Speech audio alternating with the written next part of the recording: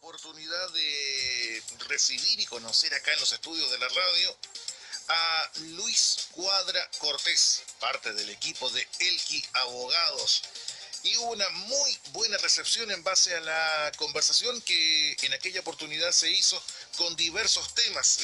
Y en base a eso recibimos nuevamente a Luis Cuadra en lo que son los estudios de la radio. ¿Cómo estás, Luis? Muy buenos días y bienvenido una vez más a Radio X. Buenos días, Leito. Muy bien. Bueno, vamos a hablar de un tema, Luis, que me imagino va a generar muchísimas reacciones. De hecho, voy a dejar acá al lado el celular por el WhatsApp, que me imagino más de alguna pregunta va a generar el tema de la pensión alimenticia, desde el punto de vista legal. Así es. En este caso, desde ya, si alguien tiene alguna consulta, puede quedar acá la opción. En este caso, para hacerlo como bien gráfico y bien didáctico, Luis, partir de lo básico, ¿qué son las pensiones alimenticias? Bueno, Leito, la pensión alimenticia es una obligación de dar alimentos que establece la ley, tratándose de las niñas, niños y adolescentes. ¿Por qué decir niñas, niños y adolescentes? Porque la última modificación a la ley estableció que ya no hablamos de menores. Incluye dentro de esto la enseñanza básica, la enseñanza media y también el aprendizaje de alguna profesión u oficio. En este caso, ¿quiénes son los beneficiarios de las pensiones alimenticias, Luis? Mira, al contrario de lo que la gente piensa, porque la gente piensa que a los 18 años se termina la obligación de pagar pensión de alimento, esto no es así, ya que la pensión de alimento en cuanto a los hijos y las hijas es obligatoria hasta que cumplan los 21 años de edad, salvo, y esto hay que tener mucha atención, que estén estudiando alguna profesión u oficio, caso en el cual esta pensión de alimento o esta obligación cesará a los 28 años de edad. O incluso existe una tercera situación, que es el caso en el cual le afecte alguna incapacidad física o mental, en este caso alimentario, la que le impida subsistir por sí mismo. Me explico. Si existe alguna persona que está pagando pensión de alimentos, lo normal es que se paga hasta los 21 años. Pero resulta que al niño o la niña se le ocurrió estudiar una profesión profesional o un oficio. La ley establece que hasta los 28 años se debería seguir pagando la pensión de alimentos. Ojo que la ley establece una profesión oficio. ¿Qué quiere decir? Que si el niño se puso a estudiar una profesión, imaginemos estudió ingeniero comercial, y resulta que lo sacó antes de los 28 años, y se le ocurre seguir estudiando una segunda profesión, esa segunda profesión no estaría abarcada dentro de lo que es la pensión de alimentos. Es una profesión oficio. ¿Ya? Entonces esto es hasta los 28 años, a menos que el niño tuviera alguna imposibilidad física. Imaginemos que tuviera alguna enfermedad, por ejemplo. Ahí la pensión de alimentos se va a mantener durante el tiempo que tenga esta enfermedad el niño. En este caso, ¿quiénes deben proporcionar la pensión alimenticia a los hijos? Puede sonar como muy básica, sí, pero el tema es que sea bien didáctico, sobre todo para aquellas parejas que comienzan a vivir caminos separados y que ya sepan desde ya a qué atenerse. La pensión de alimentos es una obligación que corresponde a ambos padres en proporciones a sus capacidades económicas. ¿Ya? ¿Qué quiere decir esto? Que uno de ellos puede que gane más que el otro, y en relación a eso es lo que se va a determinar en definitiva el monto a pagar. Lo que hay que tener en claro acá es que la pensión de alimento corresponde sí o sí a aquel padre que no está con el cuidado del niño. ¿Ya? ¿Por qué? Porque en algunos casos hay muchos papás que me pregunten y me dicen, oiga, pero es que ella tiene una muy buena situación económica y ¿para qué necesita que yo le pague la pensión de alimento? Recordemos que aquí hay una obligación mutua. ¿Ya? Además la ley, incluso algunos papás me preguntan y me dicen, oiga, ¿y si estoy sin trabajo? ¿Qué pasa en ese caso? ¿Estoy exento de pagar pensión de alimento? Eso no es así. ¿Ya? La ley se pone en el lugar de que si una persona está sin trabajo, debe a lo menos pagar el mínimo legal en pensión de alimento, que corresponde a un 30% de lo que sería un sueldo mínimo en nuestro país, si es que tuviera 2 hijos. Y si tuviera un solo hijo, hasta un 40% de esto, que en la práctica son 110.000 pesos hoy día. Pero ya esa, entre comillas, justificación de que estoy sin trabajo no debiera servir. No debería servir, ya no debería servir. ¿Por qué? Porque se presume que el padre tiene los medios para poder dar los alimentos. Tendrá que pasarse en un semáforo, limpiará vidrio, cortará el pasto, pero conseguirá el dinero. ¿Por qué? Porque no obstante el estar sin trabajo, el niño sigue teniendo obligación de pagar escolaridad, alimentación y vestuario. Bueno, como todo en la vida, depende del punto de vista y acaba la consulta. Por ejemplo, está la imagen cuando se separan, por ejemplo, de que generalmente o en una mayoría se quedan con la mamá Sí, y el mamá. papá es el que debe estar con el tema de la pensión. Al revés, ¿Sí? al revés. ¿Cómo está el tema también de la obligación? ¿Es igual, tanto para el hombre como para la mujer, si el papá se queda con el cuidado del Así niño o la es. niña? Mira, Leo, hasta hace un tiempo atrás, antes que se modificara la ley, el cuidado personal de los niños correspondía en un primer momento a la mujer cuando se separaban ambos padres. Es decir, así había una presunción. La ley partía del supuesto que la mujer estaba mejor preparada para cuidar un niño ante la separación de los padres. Hoy día se modificó la ley y esa presunción ya no existe, es decir, ambos están en las mismas condiciones de poder hacerse cargo de un niño.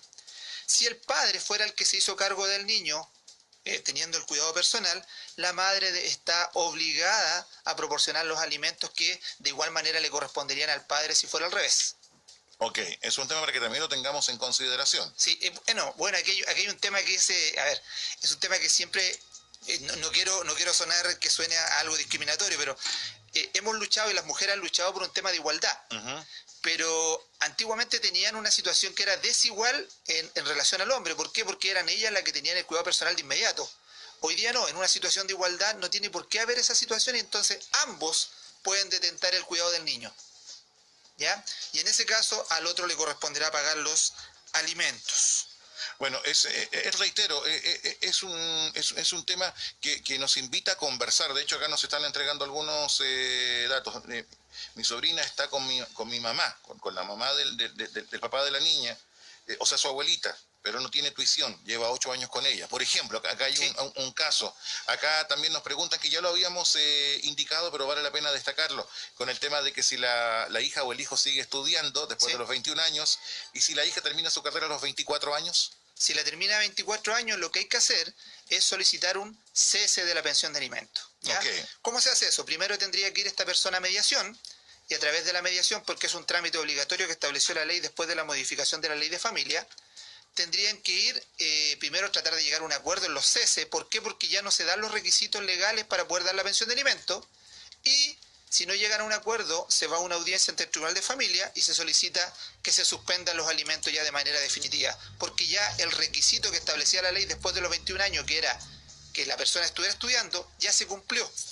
Es más, hay personas que después de los 21 años estudian y comienzan a trabajar, se casan, tienen hijos. En ese caso hay que cesar los alimentos. Y ojo con esto, que el tribunal no tiene forma de enterarse de las cosas que están pasando si nosotros no le informamos. Recuerdo que estamos con Luis Cuadra de Elqui Abogados. En un mundo ideal sería entendible que si la relación no sigue, hubiese una relación más humana, más conversada, más madura, más cordial. Lamentablemente, en muchos casos no es así. Y acaba la consulta. ¿Cuándo comienza a operar la mediación y cuándo la judicialización en los casos de pensión alimenticia? Palabra difícil y a veces concepto difícil de llevar a la práctica. Claro. Lo que pasa es que la mediación, como te indicaba recién, es una institución que se instauró luego que se modificó la ley de familia, cambió de ley de menores a ley de familia.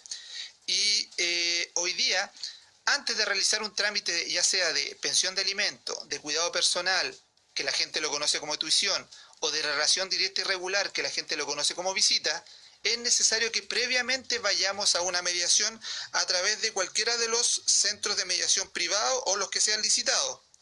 Aquí lo que se trata de hacer es que se llegue a un acuerdo de buena manera, extrajudicialmente. Ahora, puede pasar que no se llegue a un acuerdo, vayan las partes a esta mediación y resulta que ninguno de ellos está de acuerdo en los términos que se están proponiendo. En ese caso la mediación se frustra. Lo mismo pasa si es que están citados ambos a mediación y no asiste uno o no asiste ninguno. En ese caso ellos tienen que ir al mediador, solicitar un certificado que se llama certificado de mediación frustrada, y con ese documento pueden iniciar un trámite judicial. Ahora, cuando hablamos de lo que es temas judiciales, puede estar la inquietud o la duda. ¿Se requiere contar con un abogado, por ejemplo, para presentar una demanda de alimentos? Sí, siempre se requiere contar con un abogado, salvo situaciones excepcionalísimas en las cuales el juez podría, por motivos fundados, eximirlo de la presentación de un abogado, ¿ya? En un primer momento, la ley de familia contempló que las personas pudieran iniciar los trámites de manera personal.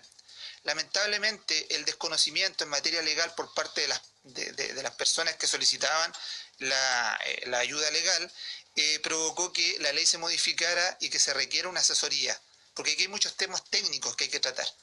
Bueno, estamos conversando en el día de hoy con Luis Cuadra de Elqui Abogados con un tema que de verdad puede identificar a muchísimas personas, como es el tema de la pensión de alimentos. Y llegando a esa instancia, Luis, ¿qué se debe probar en el juicio de alimentos? Esto es importante, ¿eh? Hay que probar varios factores. Primero, el vínculo de parentesco, ¿ya? Es decir, tengo que probar que la persona, por ejemplo, el caso típico, que es la mamá que se vio con el niño y quiere cobrar pensión de alimentos del padre, tengo que probar que esta persona es el padre de mi hijo, y eso se hace a través de un certificado de nacimiento o a través de la libreta de matrimonio, ¿ya? Okay. Un trámite súper simple, lo podemos sacar de internet, hoy día es gratis incluso ese documento.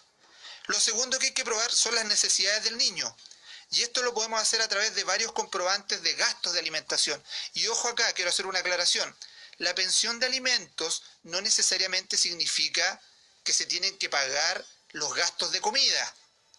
Dentro de una pensión de alimentos el tema es más amplio, que abarca educación, recreación, vivienda, salud, vestuario, movilización, luz, agua, gas, teléfono, etcétera. Son varios ítems. Son varios ítems. Todos los gastos que un niño realiza. Imaginemos que al niño le gusta meterse a una academia de Kung Fu y hay que pagarle mensualmente un tema de la academia. Eso es parte de la pensión de alimentos. ¿Ya? Entonces, si una niña está en una escuela de danza, se pagará. Si quiere aprender a tocar piano, eso se tiene que pagar. Además, la pensión de alimentos se tiene que establecer en virtud de la calidad de vida que el niño lleva, ¿ya?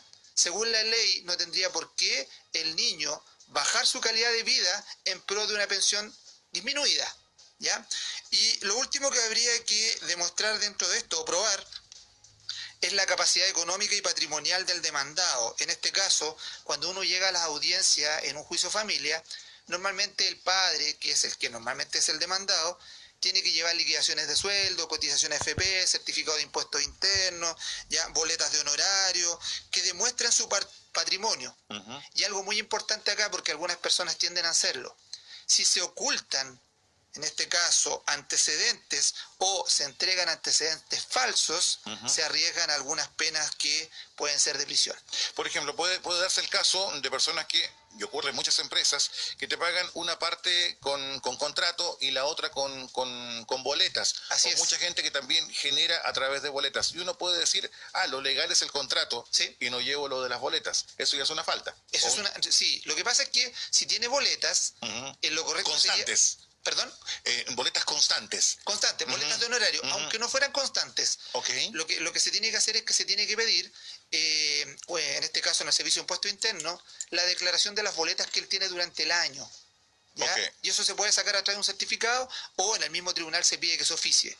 Si él, por ejemplo, realiza cualquier actividad remunerada y no la declara, eso ya es una falta que podría llevar penas de prisión. En este caso se saca el total de lo que es el tema de contratos, boletas y lo que sea, y ahí se hace una proporción. Todo lo que sea remuneración, sí. Okay. Incluso, Leo, imagínate que esta persona tenga además un trabajo, esté arrendando una propiedad. Y resulta que esa propiedad recibe todos los meses una cantidad de dinero, eso también es un ingreso. Okay. Entonces, ese ingreso entra dentro del patrimonio de este alimentante. ¿Y este porcentaje cuánto sería? Depende de los niños que tenga. Okay. ¿Ya? Nosotros, en estricto rigor, la ley establece que se podría descontar del sueldo de una persona hasta el 50% de sus ingresos mensuales. Ok, ahora vamos al tema del juicio en este caso, el proceso que puede ser corto o largo. ¿Qué pasa, por ejemplo, con el demandante? ¿Queda en ese plazo, en esa duración del juicio, sin pensión alimenticia? No, de ninguna manera. Cuando se presenta una pensión de alimentos, lo primero que se realiza es que en la misma demanda nosotros presentamos una solicitud al tribunal para que declare alimentos provisorios. ¿Qué significa? Que desde el momento que esta persona es notificada de que tiene una demanda de alimentos, de inmediato el tribunal va a fijar un monto que es provisorio hasta el día de la audiencia, el cual está obligado a pagar el alimentante, ¿ya?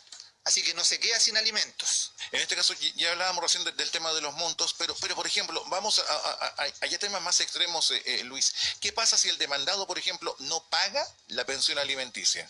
Bueno, si el demandado no paga la pensión de alimentos, se pueden producir varias consecuencias, Dentro de ellas se encuentra que primero se puede pedir la suspensión de la licencia de conducir hasta por 6 meses. ¿Ya? ¿Ya? Estas son medidas que lo que intentan hacer es que la persona se vea de alguna manera... ¿Obligada? ¿Perdón? ¿Obligada? Obligada a pagar. ¿Por qué? Porque existen muchos papás que, teniendo los recursos, no pagan. ¿Ya? Entonces se puede suspender la licencia de conducir. Se puede retener su devolución de impuesto a la renta. ¿Ya? En ese caso se oficia al Servicio de Impuesto Interno, a la Tesorería General de la República, y se retiene. También hay que tener mucho cuidado porque a veces cuando se decreta alguna medida de apremio en contra del alimentante, va la PDI o va Carabineros a la casa de esta persona que es el deudor y tienden la pareja o los familiares a ocultar a esta persona para que no sea detenida y para que no sea obligada a pagar la pensión de alimentos. En este caso la ley castiga a quien colabore con el ocultamiento del demandado, ya sea para impedir la notificación o para que cumpla con las obligaciones parentales. Y puede tener una pena de reclusión nocturna de hasta por 15 días por ocultarlo. Ok. Que es la típica situación de la nueva pareja o algún familiar no vive acá, se fue de la región, se fue de la zona. Y hay que tener mucho cuidado acá porque la pareja, la conviviente, ya que está ocultando a esta persona, incluso puede ser solidariamente responsable del pago de los alimentos si yo llego a demostrar que él vive ahí. Ok. Que es una situación que a algunos no le dan mucha importancia, pero es bastante importante. No lo dimensionan y puede traer muchas consecuencias. Muchas consecuencias.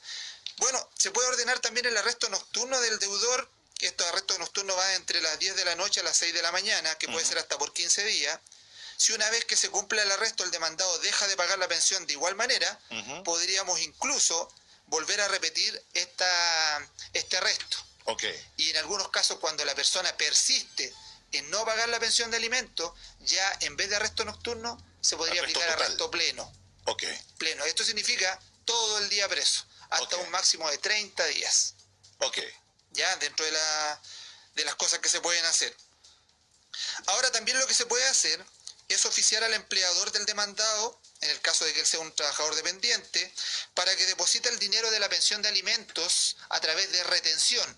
Esa es una manera bastante eficiente de lograr que esta persona no deje de pagar. Ahora, si el jefe o la jefa se niega, también se expone a sanción. O sea, está obligado por ley que debe entregar esta parte del sueldo de su empleado. Así es, si el tribunal le ordena al empleador retener la pensión de alimentos, le va a llegar una resolución. Él está obligado, no hay forma de cuestionarlo. Okay. Y viene el primer pago de este trabajador.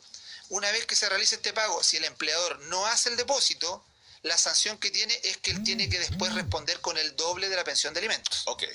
¿Ya? Como una sanción por no haber cumplido con el colegio del tribunal. Además que se arriesga al delito de desacato, es decir, no hacer caso a una resolución del tribunal, la cual tiene una pena que va de 541 días hasta 5 años de cárcel. Ok, para que lo piensen bien. Así que claro, o sea, al empleador no le queda mucha posibilidad. Bueno, también se puede ordenar el arraigo. El arraigo de la persona que está en deuda. El arraigo significa la prohibición de la persona de salir del país. Okay. ¿Ya? Por ejemplo, esto es muy importante. Hoy día nosotros tenemos muchas familias que son de inmigrantes.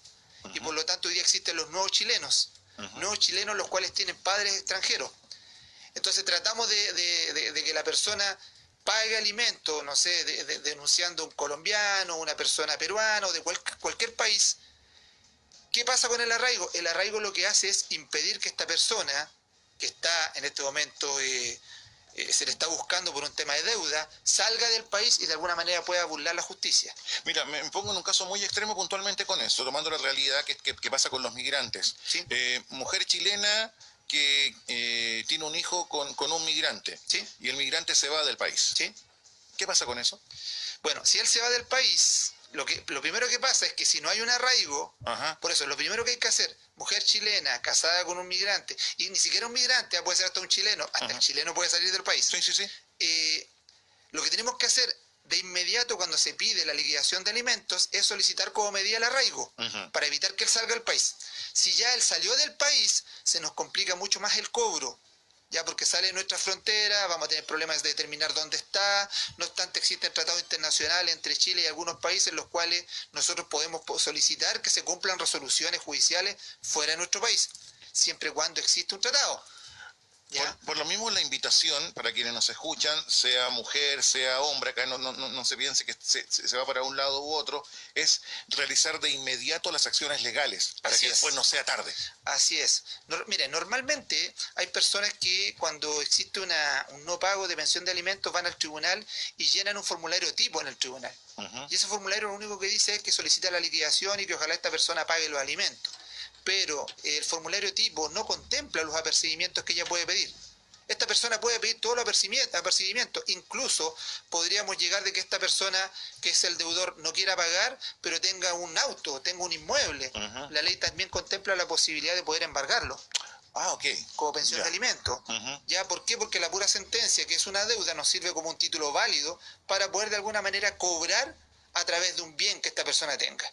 Bueno, herramientas que sirven para que la gente que está en esta situación tenga en este caso una luz de ayuda, porque muchas veces pasa que ocurren estas situaciones y pasan semanas, pasan meses, y la otra persona le dice, uy, está sin trabajo, está sin nada, y se encuentra que está con propiedades bien ocultas, así que es bueno saberlo. Siguiendo con las consecuencias, por ejemplo, del tema del no pago de la pensión, nos encontramos con otro caso también inquietante. Claro, bueno, como te insisto, la conviviente puede solidariamente ser también responsable respecto a la pensión de alimentos. También la ley contempla la posibilidad de que los abuelos, en caso de incumplimiento por parte del deudor principal, también se puedan hacer cargo de la pensión. Pero ojo, solamente de manera subsidiaria. ¿Qué significa esto? Que si yo tengo que cobrar una pensión de alimentos, no puedo de inmediato intentar una acción en contra de los abuelos. Primero la tengo que intentar en contra del padre del niño, y habiendo agotado todas las instancias para que este señor me pague, no lo hace, de ahí puedo iniciar las acciones en contra de los abuelos.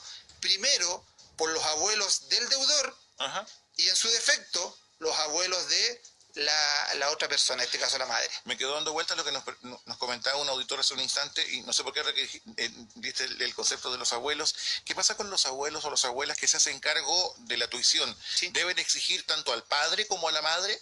Primero, lo que tiene que pasar ahí con los abuelos, que recién hizo una pregunta una señora que tenía su niño hace 6 años, yo lo que le aconsejo es que pida el cuidado personal. Porque en este rato, el hecho de hacerse cargo de un niño legalmente no le otorga el cuidado personal. El cuidado personal en la práctica es la posibilidad de ser responsable y estar a cargo de ese menor, ¿ya? Si ella pide el cuidado personal al tribunal, lo más probable, teniéndolo desde tanto tiempo y que los padres estén alejados, se lo van a otorgar. Si le otorgan el cuidado personal, esta abuela podría pedir eventualmente alimentos a las personas que corresponden, ya sea los padres, ya sea mamá, papá. ¿Por qué? Porque aquí ellos no se pueden desligar de una obligación. Ojo que aquí no hay no es una alternativa. Aquí nosotros somos padres y estamos obligados a la mantención de los niños.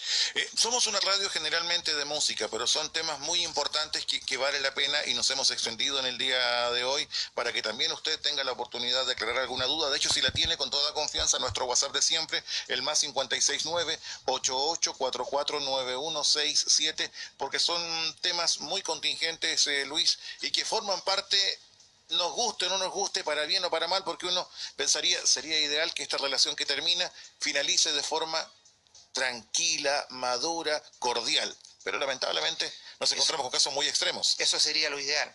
Lamentablemente a veces las relaciones terminan y se toman estas cosas como una vía de a veces de venganza entre los cónyuges. Por ambos lados. Muchas veces pasa de que la pareja hace extensivo su rencor o lo que sea a través de los hijos. En el sentido de dejar de atenderlos o de complicarle la vida a su expareja para que vea a sus hijos. Así es. Y por lo mismo siempre está la opción en este caso de que a través de la vía legal tenga muchas más garantías. Totalmente. Y en este caso, Luis, ¿cómo se pueden comunicar con ustedes para que tengan la opción que a través de Elqui Abogados puedan hacer valer sus derechos, tanto como mamá como también como papá, para sus hijos e hijas? Bueno, antes de contarte el tema de cómo se comunican con nosotros, muy cortito, indicarte que hay una situación que siempre nos preguntan, que es el hecho de decirnos, mira, yo en este rato no veo al papá de mis niños hace 10 años, y resulta que lo quiero demandar, pero le quiero cobrar todos aquellos años que él no estuvo. Que es una pregunta muy recurrida. Que de hecho uno se encuentra, por ejemplo, en noticias, ¿sí? en un packing, te doy un caso puntual, se encuentra a una persona que estaba prófuga y que debe 15, sí, 20, 30 millones. Así es. ¿Qué pasa con eso? Mira, lo que pasa es que primero aclarar el error. La pensión de alimento es obligatoria desde el momento que el tribunal la decreta. Por lo tanto, si usted dejó de ver al padre del niño durante 10 años y nunca se reguló una pensión de alimentos y usted lo demanda ahora... No es retroactivo. No es retroactivo. ¿Ya? La única manera que nosotros podamos cobrar, entre comillas, retroactivo, es cuando el tribunal fijó una pensión de alimento el día de hoy y pasan un par de años y esta persona no pagó los alimentos, de ahí yo puedo cobrar todas las pensiones atrasadas. Y estas pensiones atrasadas incluso se pueden repactar, se pueden entregar cuotas, se pueden hasta condonar por la persona que tiene derecho a la pensión de alimentos, ¿ya? Entonces es un error pensar que yo puedo cobrar todo el plazo que la persona no ha estado presente, porque recuerden que la pensión de alimentos tiene como fundamento la necesidad del niño. Y si durante 10 años el niño se desarrolló de manera integral, la ley presume que no hubo necesidad. Muchas veces, y lamentablemente en Chile como sociedad, nos quedamos con acuerdos informales, sí, con acuerdos de palabra, o con la lata de decir, pucha, ¿para qué voy a ir al juzgado? Oye, ¿para qué voy a tomar un abogado? Pero por Dios que hace falta. Y en tal sentido, siempre tener en claro, para que usted ejerza sus derechos, tiene que hacerlo por la vía legal. Así es, mire, hay mucha gente que reclama y dice, no, la justicia, y cuestiona mucho el tema de la justicia. Pero ¿sabes lo que pasa? Aquí hay mucho desconocimiento. Nosotros acá estamos haciendo una tarea bastante buena, informando a las personas respecto a sus derechos. Pero ese desconocimiento a veces nos hace realizar trámites que son erróneos. Por lo tanto, yo los invito, o sea, hoy día la asesoría que nosotros damos no tiene un alto costo, al contrario, o sea, ellos que nos llamen, nosotros tenemos todas las posibilidades de poder generar las mayores facilidades de pago, pero consulte, porque a veces hay millones de pesos, como tú cuentas, que salen en las noticias, en donde hay personas que se van acumulando, y llega el momento y los detienen y son una cantidad enorme. Y en la práctica no me sirve de nada tener detenido a una persona que debe 15 millones de pesos, si me doy cuenta que no tiene ni un peso para pagar. Sí. Entonces la idea es evitar que se acumule y llegue a 15 millones de pesos. A veces lo informal puede ser fatal. Así es. Luis, te pido nuevamente que nos dé la forma de contacto con ustedes. Te doy tu contacto, Leito. En este caso nosotros nos pueden ubicar a través de nuestros teléfonos, que es el 244-8174, lo repito, 244-8174, o llamando a nuestro teléfono móvil, que es el 97655-5520, que es el 97655-5520, a través de nuestro correo electrónico contacto@elquiabogados.cl o a través de nuestra página web www.elquiabogados.cl. Uno cae en la caricatura del papito corazón, pero es un tema que va mucho más allá de eso, y en este caso saber que tanto papá como mamá tienen sus derechos, pero también sus deberes y obligaciones. Pero ¿sabes qué, Leo? Que normalmente, aunque lo veamos como el papito corazón, no siempre es el papá. Sí, no. Por eso te digo, por ambos lados. Por lo mismo va ese concepto. No nos quedemos en ese concepto, papito corazón, sino que va mucho más amplio el tema, tanto para mujeres como hombres, papás y mamás, derechos y obligaciones, porque al final de cuentas, el bien más importante, mucho más allá del dolor, la pena o la rabia, del motivo por el cual se separan y siguen caminos distintos, acá lo importante es el hijo, es la hija. Así es el bienestar del niño. Así es. Don Luis, muchísimas gracias. Muchas gracias a ti, Leito. Ojalá que nos sigas invitando.